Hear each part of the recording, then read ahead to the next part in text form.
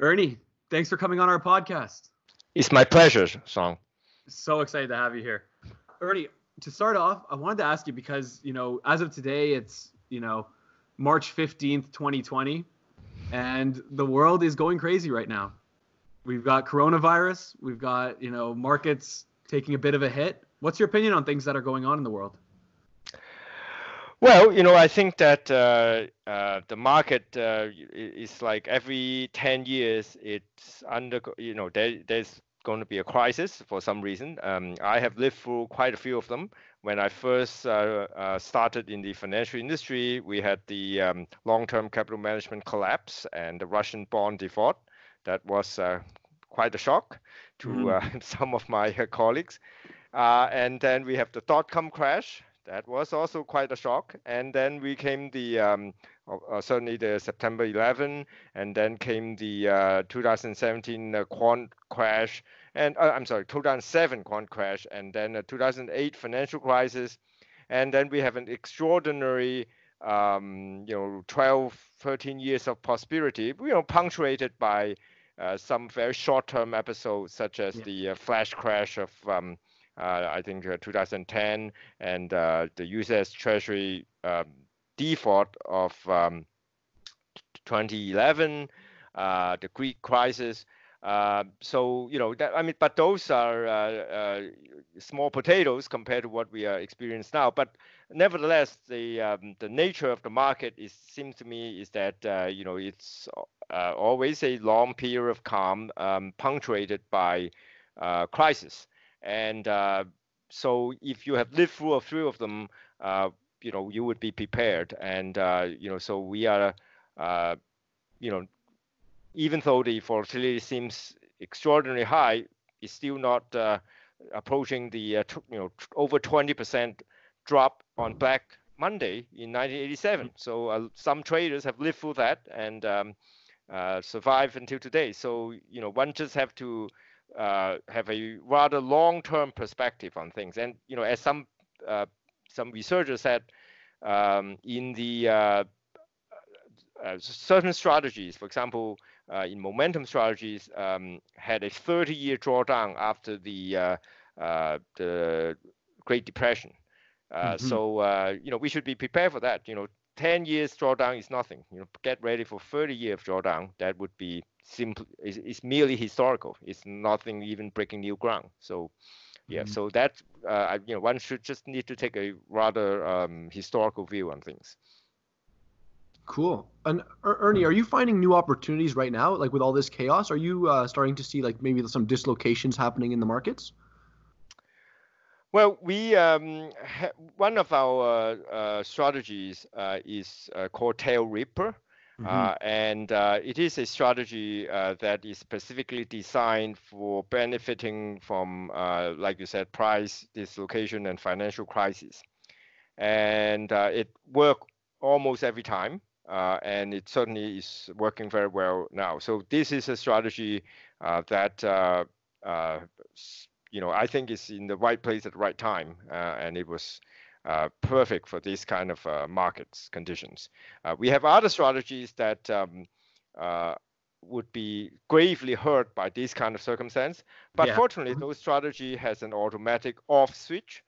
So when it detects the market is going into this kind of tailspin, it already automatically shut itself off. So, and that is also anticipated. So because I have experienced numerous financial crises, we are always have a lookout on tail risk, and in fact, we have a strategy, like I said, that benefit from tail risk. So we are, I would say, very well prepared for this situation.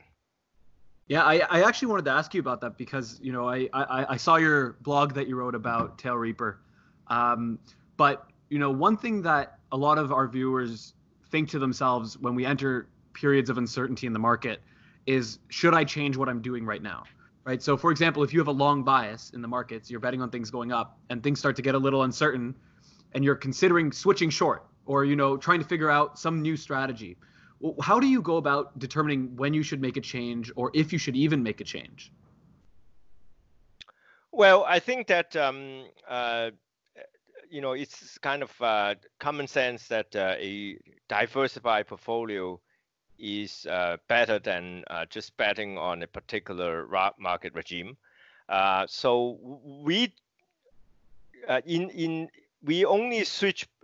We don't predict regime, but we do have a risk management system, which when we are already in a regime, we will switch off one or the other strategy. So we are not pretending that we can predict certainly this crisis. I doubt anybody can. Yeah. But once we are in the early stage of a crisis, it would be very conservative and shut down a particular program that is vulnerable to this kind of condition. So I would say that if you have a number of strategies, you want to make sure that some strategies would be long vol and some strategies should be short vol, so that, and when you are in a regime which is clearly not favorable to a short vol strategy, it should shut off pretty quickly. It's almost common sense, right? Like for example, if you have a epidemic, it would seems reasonable to not to allow mass gatherings to take place. We would, so it's just like any common sense. If you have a situation where the volatility is unpredictable, you would want to shut down a short fall strategy.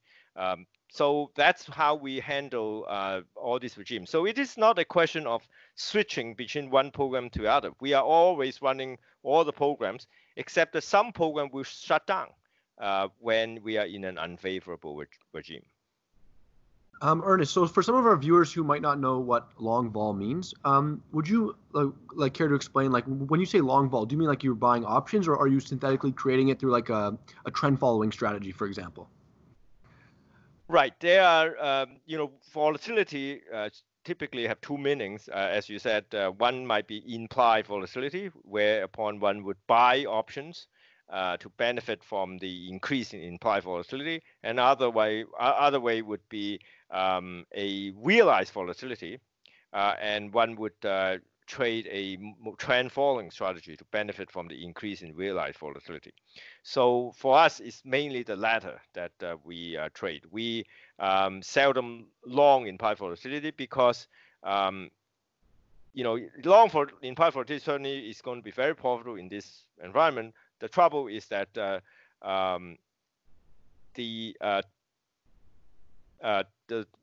theta of the strategy is going to be very negative on most days. So you're losing a huge amount of time value of the option on normal times. So it is extraordinarily difficult actually to be long in implied volatility and make money most times.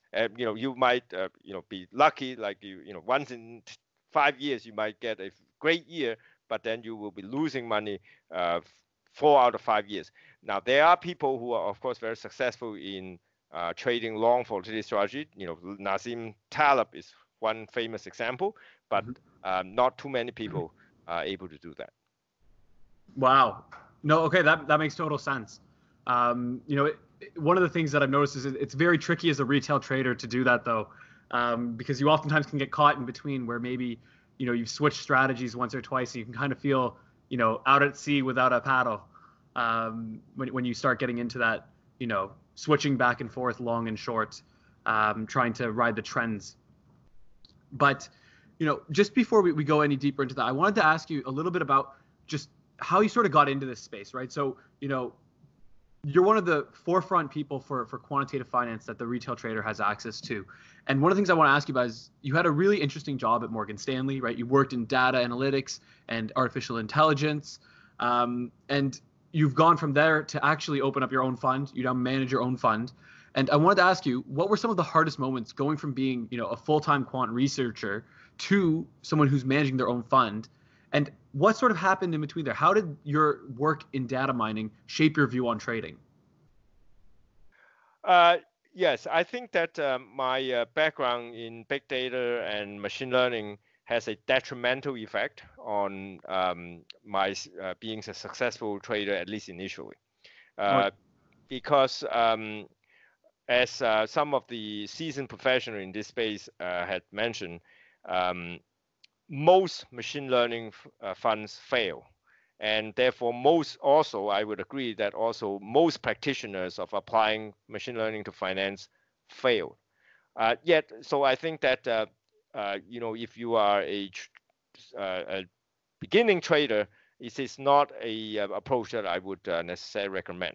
I would suggest that one should really get an intuition of the market first before one applies machine learning. That background actually, like I said, has a detrimental effect on me when I first started trading on my own. But fortunately, I am able to, as the fashionable term is, pivot pretty quickly and abandon that approach when I'm, because when your own money is at stake, people get to be very practical, and their ego is hopefully can be abandoned pretty quickly. So when money is at stake, you change tack as fast as you can. So I did that, and I find that applying simple rules to trading actually can be quite profitable, at least in the first, I say 5 years of my independent trading or managing other people's money. So that's I actually have the connection of what I did, what I do now with what I did before is a kind of a negative correlation. Wow. So speaking of correlations and things of that nature, would you say that that's where the value lies in applying data to trading? It's actually a little more simply, rather than it being in the machine learning space, it falls more in like applying statistics to what you see in the markets? I think that certainly when one is back testing a strategy, it is necessary to apply the correct statistical procedure, to perform due diligence and back test and so forth. But when you first develop a strategy, the insights and the intuition are often quite simple. You do not need extensive statistical analysis to get that kind of intuition, and a lot of successful traders also. I would say that I approach, and many successful traders approach it in a way that a natural scientist would approach, like a physicist would approach things.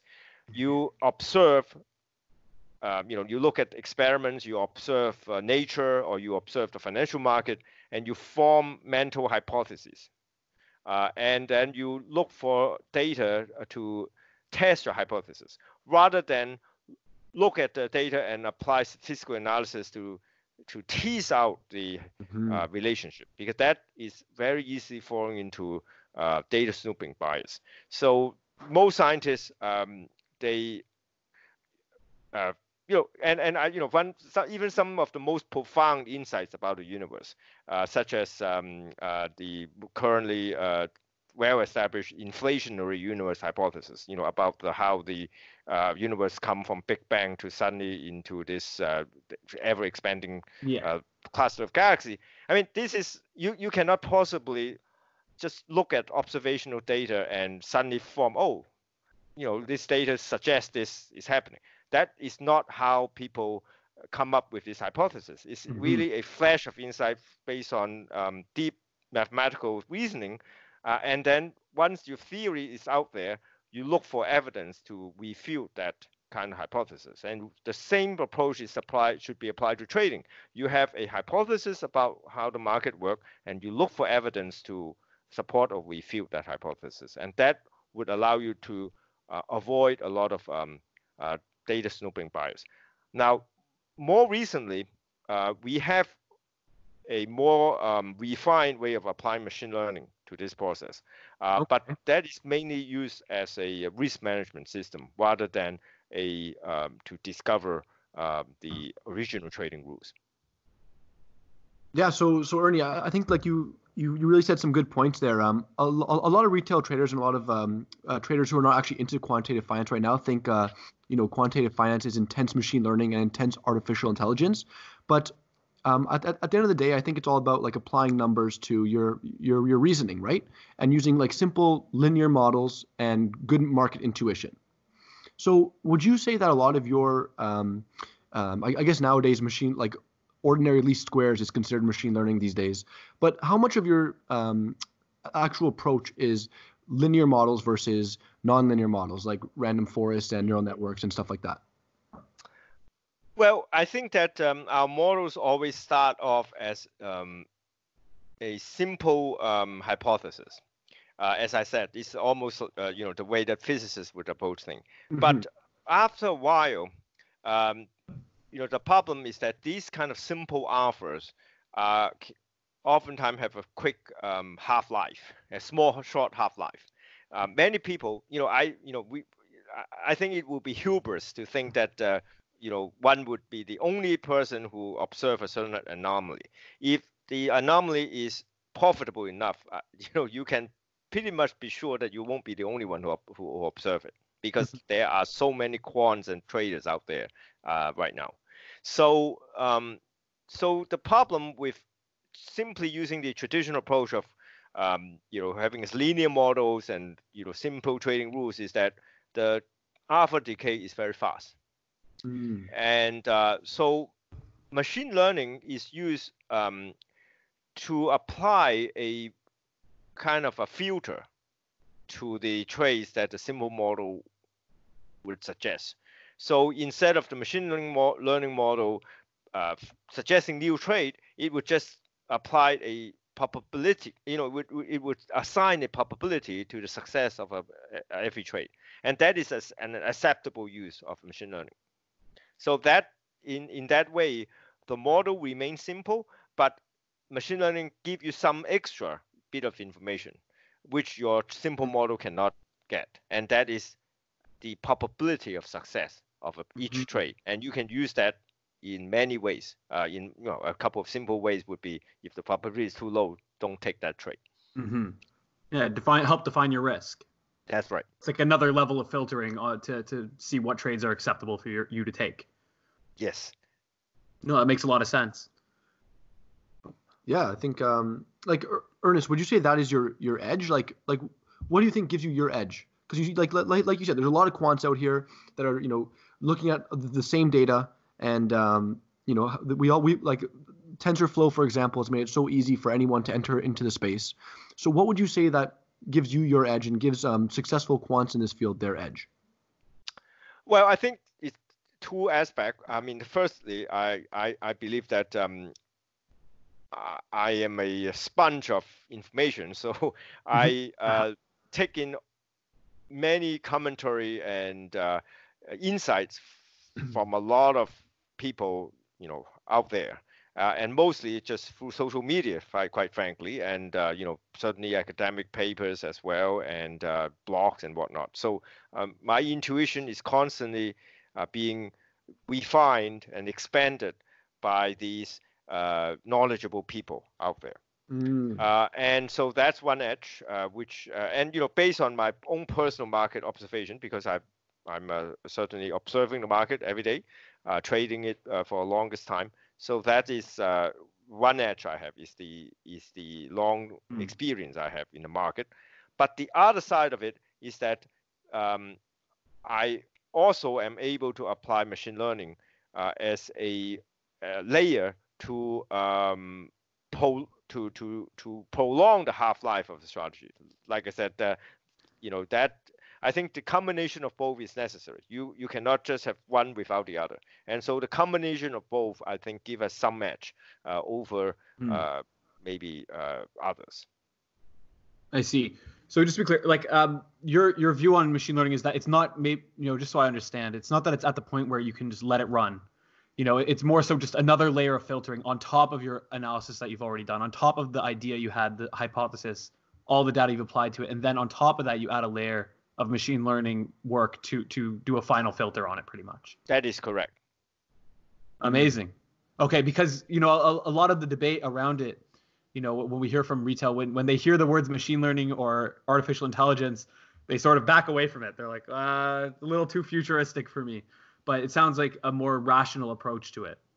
Well, yeah, I think you can think of it as a lot of the assisted driving technologies right now, right? So you drive a very modern car, they will pay, you have an anti-collision system. If you're going to run into another car, you'll brake, or if a lane keep assistance, so that car won't you fall asleep, the car won't swell from one lane to another.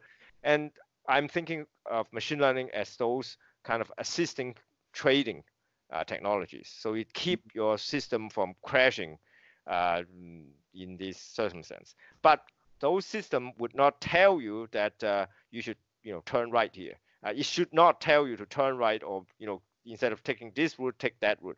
I don't believe that machine learning has advanced to such a stage for trading it. It is to take that kind of decision for you. It is mostly to avoid accident, to make up for human failure.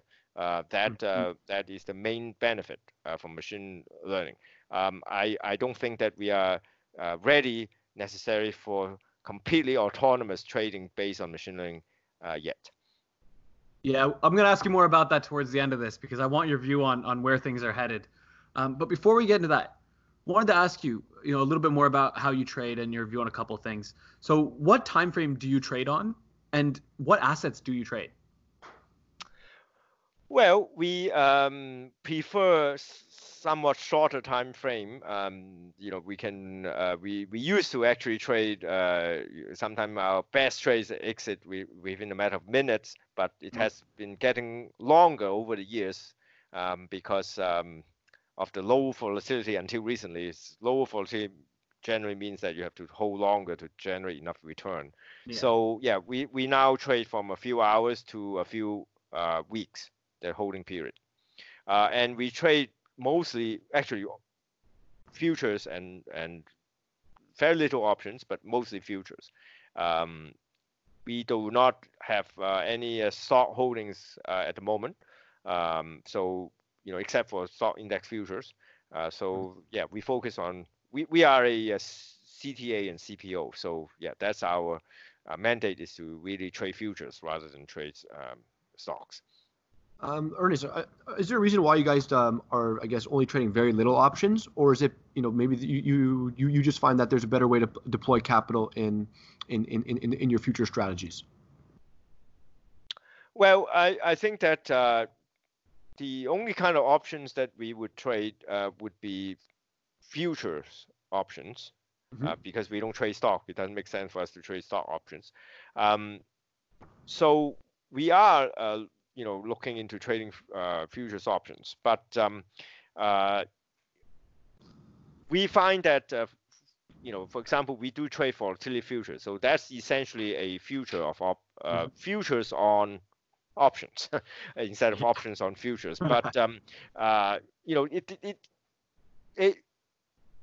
to create a quantitative program to automatically trade options is no easy matter, actually. Many options traders, you think they are great cons, and they are, but they trade the options manually. They don't trade it automatically because the spread can be quite wide in options. They're not very liquid. Yeah, there's many strikes to pick from, and the most liquid one may not be the one that you want to trade. So that's the characteristic of a trading option. So so I would say that most options traders do not execute automatically. You have to have a manual execution, even if you have a quantitative model. And that's one of the reasons that is a sort of barrier to entry, and we are trying to overcome that barrier. But as of now, we don't find it so easy to have an automated option trading program. So is it part of the way that your firm is structured is that you run automated strategies strictly? Yes, because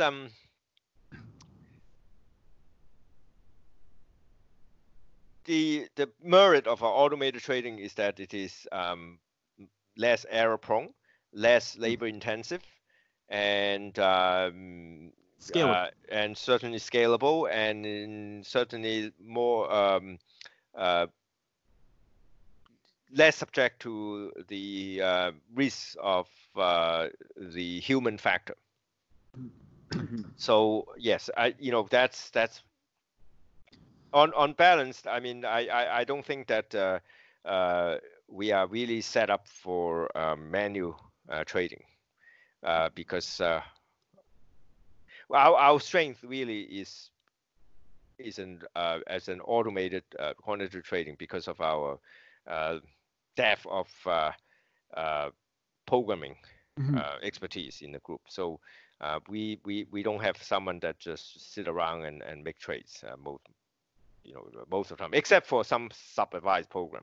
Obviously we are not just trading our own strategy. I mean, we have other supervisors that trade our strategy, and they do trade manually. So, but that's not our concern. For our own strategy is fully automated. Understood. Ernest, I don't think some people understand how hard it is to actually create a automated, like a fully systematic strategy that's automated, because you have to account for things that like you have to account for all different types of scenarios happening. So and all these bugs happening, so in case something that the market has not seen before, if it happens, like it doesn't mess up your whole system. So would you mind elaborating on how you go from your idea to actually full on execution? Right. I mean, obviously the idea needs to be back tested carefully, and probably you should be back tested by two separate people using two different language to make sure that there's no bugs. But in terms of implementation, as I wrote in my books, it is also crucial that the program that is used to backtest can also generate live trade. Otherwise, who knows, what bugs are introduced in the execution program relative to the backtested program. So they should be one and the same. The program should not know whether the data that come in is live data or historical data. But yes, but beyond faithfully executing the backtested strategy, there are all kinds of failure scenarios that one had to consider. The broker might send wrong text. The broker might have dropped the connection to the broker data feed. The order might be rejected due to margin issues, or the market, more recently, there's this issue of trading hot that you have to take care of. And so, yes, there are all manners of scenario that a program has to take care of. My partner, Dr. Roger Hunter, is the expert on that. He had built a whole big software company that was sold to Thomson Reuters before. So he's well qualified to be in charge of that operation for us. So he's very experienced, and so most of the kind of the failure scenarios are taken care of by his continuously improving program. So there's always surprise, obviously, but every time there's a surprise, we will incorporate that scenario into a program. And so after a number of years, the program become rather complicated. That is true, but that's true for any big quant firms. The execution program become a gigantic monster, not because the idea is complicated, but because there's all this little detail that had to be added to it throughout the history. Yeah, that's quite amazing to I'm sure you guys have thousands and thousands of lines of code over there. So Ernest, how would you think your strategies would change if you weren't managing a fund? If you were, let's say you had $100,000 account, right? Would you be doing different strategies? Just because like your market impact, and I guess you would have not as high you'd have a much higher risk tolerance as a retail trader, as an individual trader. So yeah, how might your strategies change if you went from managing money to actually your personal account?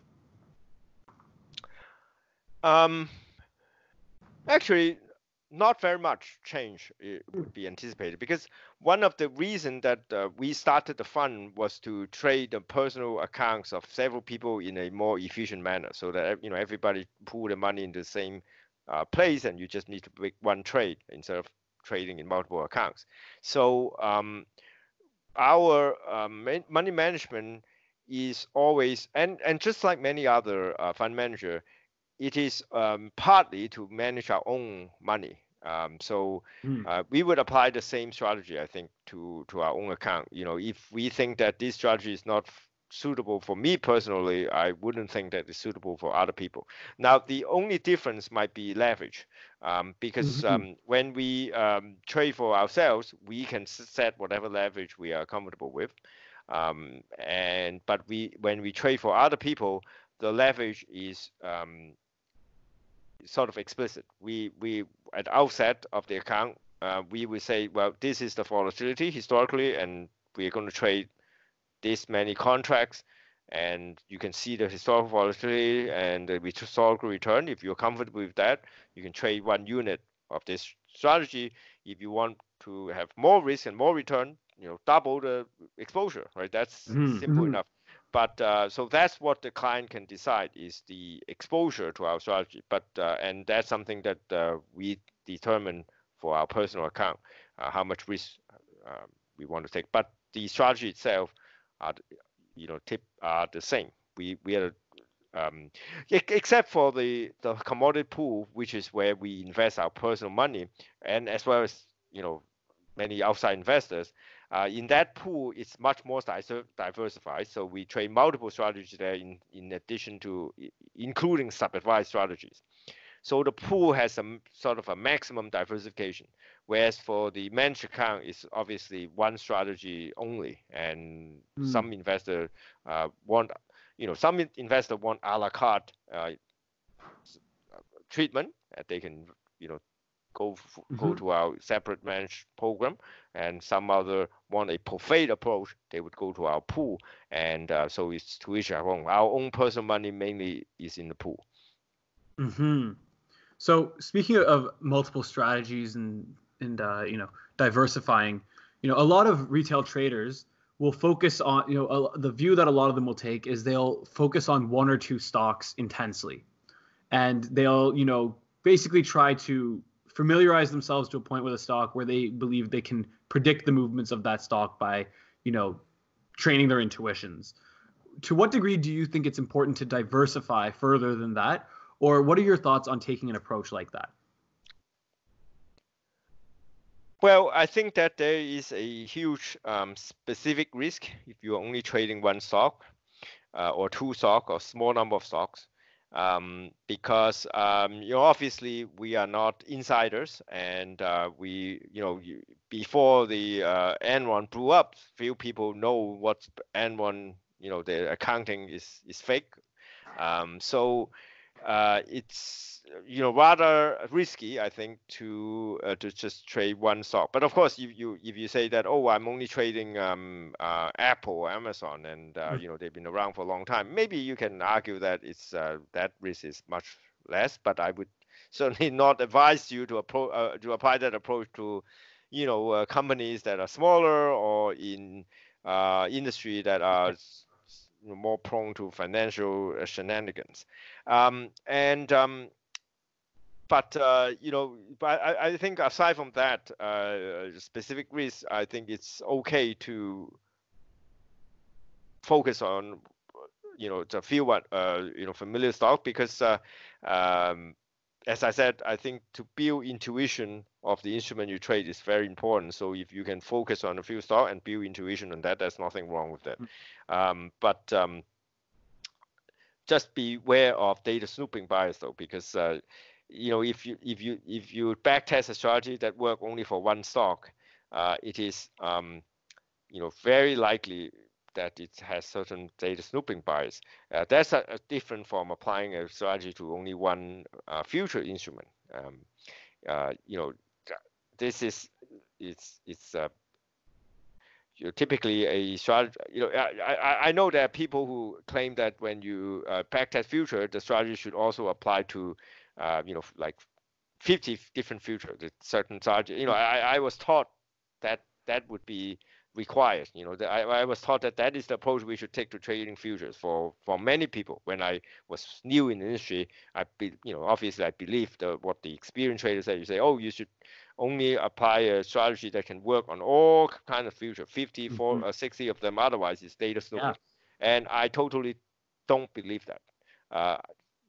That is a not a correct approach. I cannot believe so many people told me that. Because you simply cannot trade equity index future the same way you trade crude oil. It's just not possible. Right. Yeah, and just about that, because I keep bringing it back to just talk about the retail space a little bit, just because a lot of our viewers are in that space, and I want to give as much value to them as possible.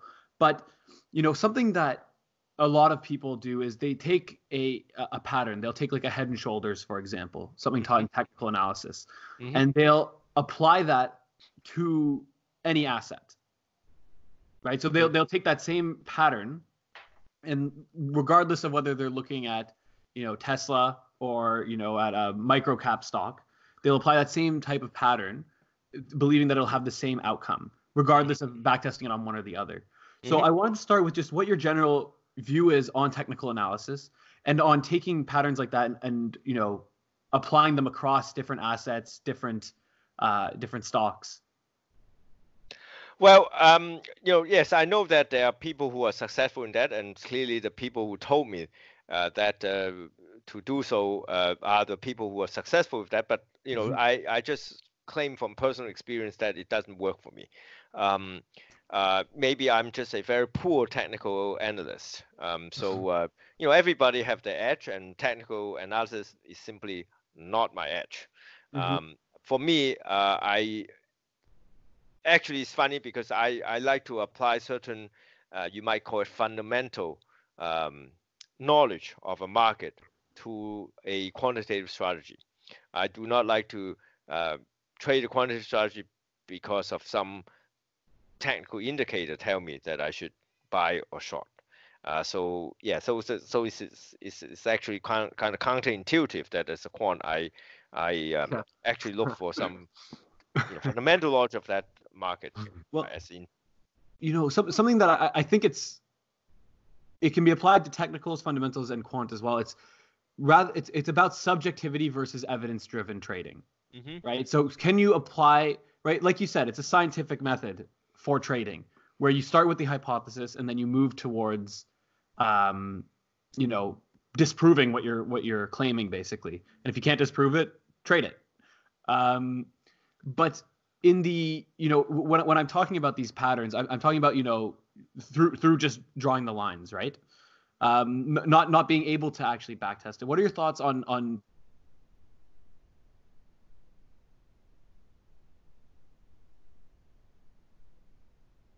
I'm sorry, I think there is a maybe there's a delay. Sorry, Oh, yeah. Ernest, you able to hear me? Okay, yeah, we're in our we'll call it our underground trading floor right now, so there maybe is a little bit of technical difficulties. But what I was asking was just about what your views are on evidence-driven versus subjective-driven trading strategies. So with technical analysis, right? If you can quantify things, you can test them, right? Even if it is a pattern, it doesn't mean you can't test it if you can quantify it. But what are your thoughts on applying it without the ability to objectively claim what it is? Well, if you cannot test hypothesis, it's not quantitative trading, right? So quantitative trading depends on the fact that you can backtest a hypothesis. So a lot of times actually people who would use technical analysis would say, if you see this pattern, you should buy or sell. And my response would usually be, okay, show me, define precisely how we can spot this pattern, and then I will backtest it for you. And usually that is very difficult because a lot of technical analysts are actually not quantitative trading. They are using this pattern as an additional input to their fundamental view of the market. And that is not the only input they use. And so when you go about backtesting their indicators, it often doesn't work. And then they will tell you, well, that is just one input. If the market do this, that, and the other, I wouldn't be following this rule. I say, okay, now you're telling me. So so I have found that it is usually quite frustrating to backtest a strategy that a technical analyst give me, simply because they actually don't always follow strictly those rules. Yeah, I hear you on that. And I feel like a lot of the time there's no real intuition about why they're taking those trades in the first place, right? It's just like, I see this pattern here, so I think I should trade it. Right, and that is okay if you can replicate and backtest it, right? But the problem is that it doesn't work if you only rely on those rules. But yet, if you look at the track record, they're profitable. So clearly, they have extra inputs beyond these rules that they are using. Ernest, did you ever read stuff from David Aronson? The name sounds familiar, but yeah, like he did evidence-based trading. He did like some machine learning stuff to like technical trading. Like just the stuff. Some of the stuff you're saying is kind of reminding me of what he wrote about. Ah, that's great. Yeah, I haven't had the chance to read his book, but yeah, that I wouldn't be surprised that we have similar views. Yes. So Ernest, moving forward, like, what do you think the biggest challenges are for retail traders in today's financial markets? And, just to, like with retail, like we'll consider it, if you can group it all in one, right? This could be, the 20-year-old fresh graduate starting to learn to trade, learning online courses, going from there all the way to the people who've been trading for, fundamentals for 20 years, but don't have that institutional experience or that, potentially like access to what the institutions do have. Well, I think that the challenge is always the same. In the sense that the market changes. Obviously we go from high, a bull market to bear market, a calm market, a volatile market, and high interest rate, low interest rate. Obviously the market evolves and economic conditions evolve, and so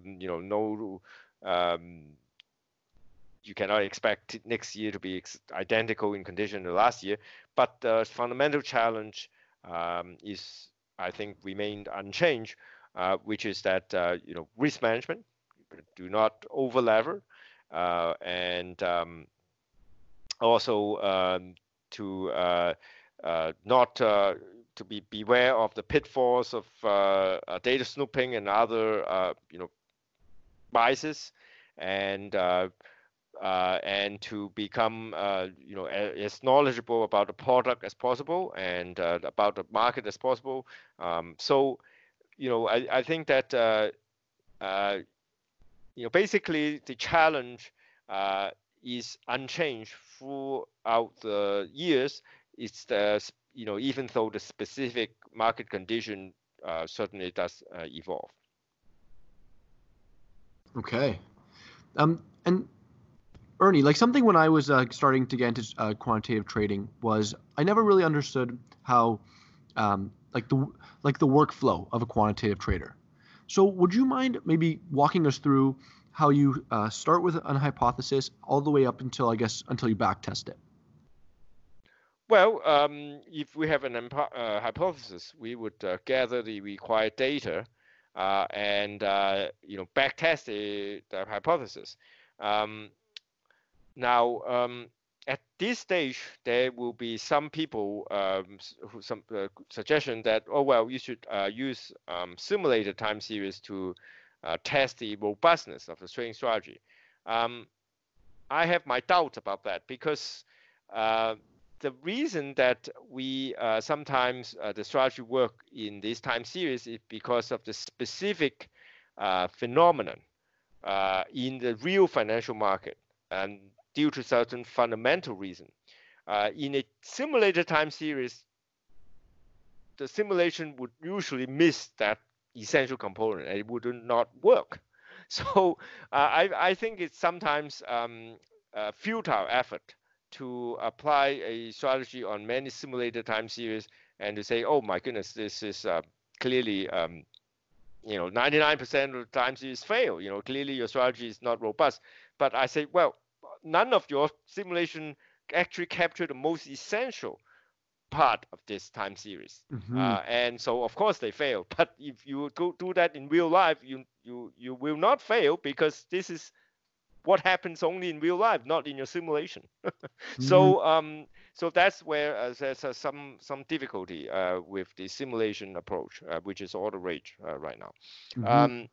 And then but if we find that it worked historically, obviously we are going to turn this backtest program into a live trading program. As I said, it should be one and the same.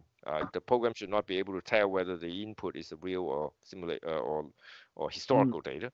And then we will let it run for a while in paper trading to see that if our backtest was a fluke, or an exercise in data snooping, and if the paper trading period works out well and performance still holds up, we will start to trade it in small sizes and grow the size as we go along.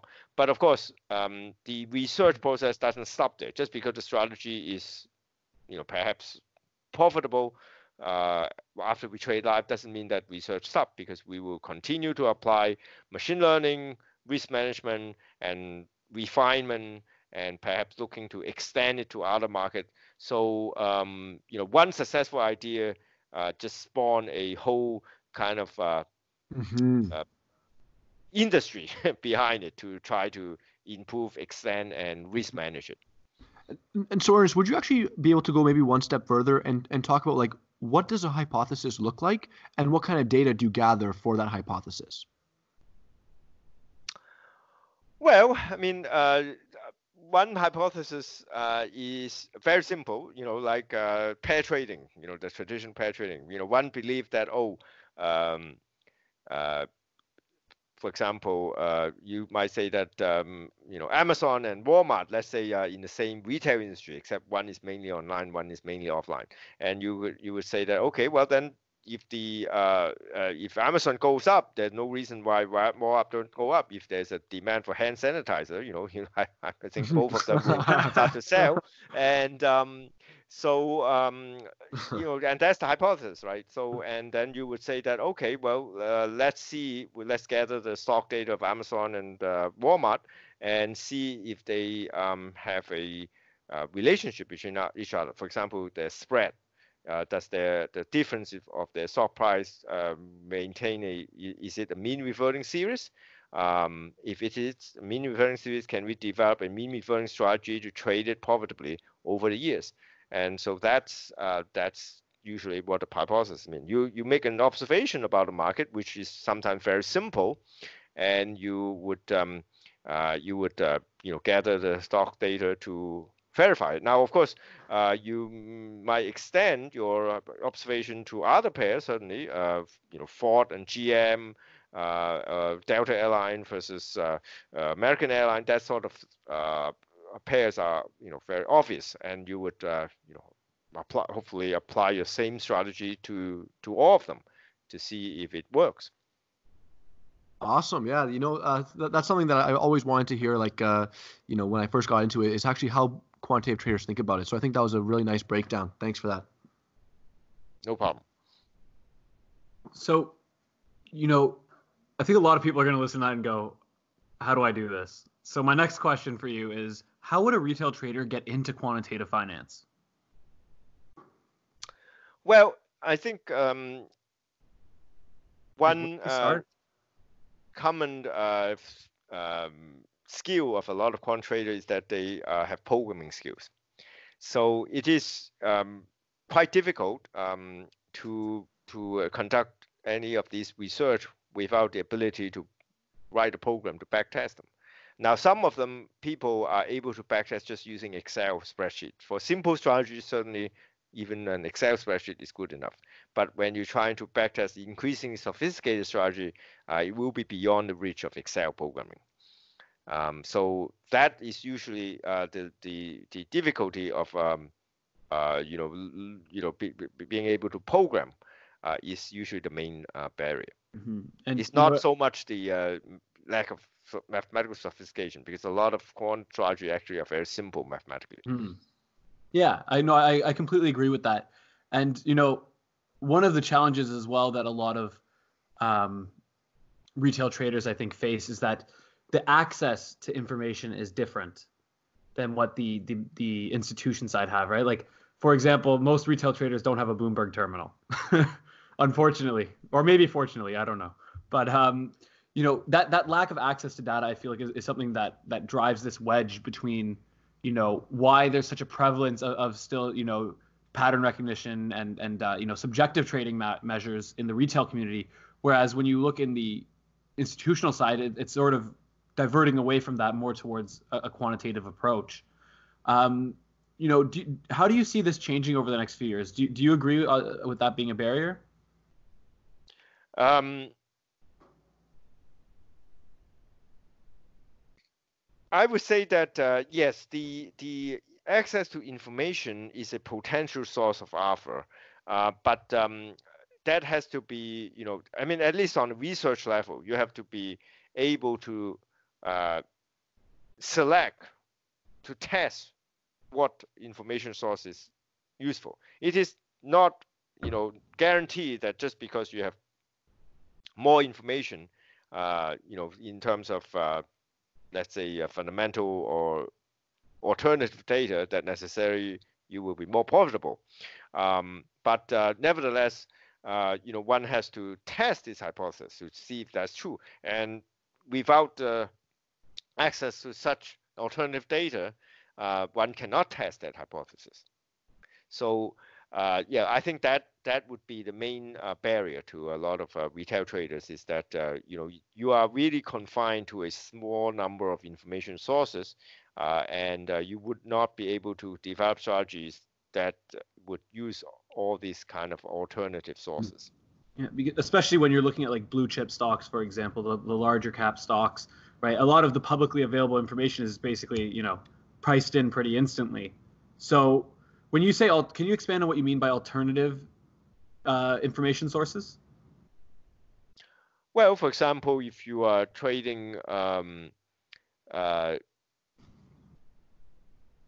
retail stocks, you want to know what the current foot traffic to all these stores are, that information is not easily available. Whereas for big firms, they have many alternative data providers that will provide them information on the traffic to the individual store, maybe even using satellite imagery and so forth on big box parking lots, big box stores parking lots. So that kind of instantaneous information that are gathered through unconventional method are what may be giving some institutional trader an edge, and those data are extremely expensive. Yes. So yeah, that is the kind of information I'm talking about. And even as a next level to that, and I think we maybe agree with this, is it's not only just what information you have access to, it's what can you do with that information. Do you know how to work with that data to test hypothesis, for example? That's right. Yes. These alternative data, even if you have the money to buy them, are full of pitfalls, and it requires a tremendous amount of time and expertise to clean them. And then after you clean them, to apply machine learning to find patterns in them. So it is a huge effort, I think it's quite beyond the capacity of an individual trader, unless you band together with others like-minded traders to pool their resource, both money and time. Otherwise, a single individual trader, I think, is very unlikely that you can make use of that kind of information. Ernest, on the subject of cleaning data, do you put your, when you get your variables and your independent variables and your dependent variable, do you gather it all in a data frame and then start cleaning it from there? Yes, that's what we would do. Yes. And how do you assess whether a variable is worth having in your data set? Like, for example, something that I'll do quickly is, a Spearman's correlation, or just a quick correlation to see should this object be in the data set. And what is your opinion on that? What do you quickly like get into when you look at a data frame? Well, if you are looking at alternative data where you are not certain whether this variable is useful, one has to take a machine learning approach.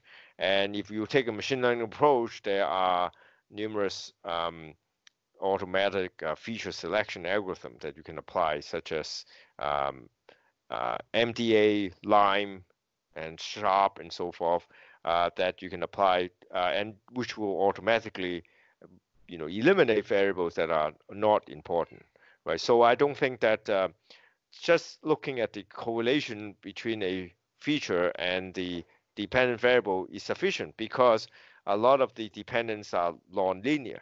And if you're just looking at straightforward linear correlation, it can be quite spurious. And there are actually many well-known examples of a case where a very strong and obvious non-linear relationship will be rendered almost zero linear if you're looking at it from a linear point of view. Gotcha. So what would you say your favorite machine learning algorithm would be? Well, we mostly use random forest coupled with a number of feature selection technique. That the three that I mentioned earlier. Mm-hmm. Cool. So what do you think it takes we'll focus on the retail space for this. What do you think it takes to be a successful trader? Well, like I said, one has to be learning constantly from all manners of sources, but not only just reading from secondhand source, but one has to learn directly from the market by being a participant. Mm-hmm. So you have to be an active trader and observe the market and experience the different kind of regimes and price movement, and then look for explanation of why they occur, maybe after the fact. If other commentators have some explanation, you can read them. Don't have to believe 100% of it, but you should take that into consideration. So that's a good way to do research, is that, let's say the people observe that there's a huge price move on Friday, and they claim that it is because of the certain variance swap traders rebalancing the portfolio and hedging the portfolio. And if you say, okay, well, is this really true? Let's backtest this, and it's under the circumstance, and you will easily you can perhaps refute that hypothesis if you don't find that to be the case historically. So yes, I mean, you look for information online from all kinds of commentators, but you don't have to believe them, because they simply form a hypothesis that you can backtest. Gotcha. So you would say, like, a lot of the time you're not always reinventing the wheel, right? You're just getting you're kind of taking ideas and then adding on to them. That's right. I think 75% of the time, the idea you can simply read is not that unique. There's a lot of people talk about it. It's just you just need to test them. 25% of the time, you might observe a pattern, or you might trigger an idea that that was not made explicit in the commentary, and you can see if you can exploit them as well. So that is also this process is common to scientific research as to detective stories, right? So it's just basically part of the human endeavor of creativity. It's universal. I would say it's not just in trading. It's universal in any kind of creative fields. Okay, perfect. And Ernie, just as we start winding down here, just I guess one of the big questions we have for you is, how do you see trading evolving in the next 10 years? And to build onto that, sorry, Also, what should the retail trader, the average Joe, do to prepare for any changes you see? Well, I think that certainly there's a movement towards systematic automated trading. So yes, retail traders should definitely brush up on their programming skills to take advantage of that. And there's certainly a movement towards utilizing your alternative data besides price and volume. And I think a lot of firms are making that available. I think even interactive brokers are making available a lot of alternative data that you can subscribe. And the retail traders should definitely look at some of them to see if it improves their strategies. And yeah, I think that's the tool. And certainly machine learning, as I said, can help in risk management. So one should also get familiarized with machine learning. And I think machine learning is becoming more and more accessible. Actually, we just finished an effort to develop a very accessible machine learning program that anybody who doesn't even know how to program can use. It is currently in alpha testing. So wow. I think we are taking part in making of machine learning available to even non-programmers, and I'm sure other people are, and perhaps brokerage firm and whatnot are applying the same idea to make it accessible to the general retail trading public. Well, I'd love to talk to you about that further in another conversation. Very cool. So, sorry, last question for you. It's the cheesy one we always have to ask at the end is, if you had one piece of advice for every trader, what would you say to them? I would say that don't over-lever. Yeah, don't use 500 to 1 leverage. That's right. Ernie, so yeah, we're really thankful that you came on the podcast today, and you've done so much for the quantitative finance community. For someone who wants to reach out to you and try to pick your brain a little bit more, how can they get in touch with you? Well, they can go to my website epchan, epchan.com, and you will find my contact information there. Yep, and you're also pretty active on Twitter, so we'll definitely put your handle down below. Is there anywhere else you're on social media? No, I think I'm also on LinkedIn. So I also publish a blog. So yes. So people often comment on my blog, and that's another way to reach me. Twitter is certainly one way, and LinkedIn yet another way. So I'm not difficult to find. Yeah, definitely not. You've actually done quite a few talks on YouTube, so we can definitely link to those in the podcast. Yeah, most of those talks are interviews by other people. I have never put up any talks myself on LinkedIn. Yes. Right. That's amazing. Ernie, thank you so much. Oh, you're very welcome. This was fantastic. Yeah. It's been my pleasure. Thank you for inviting me.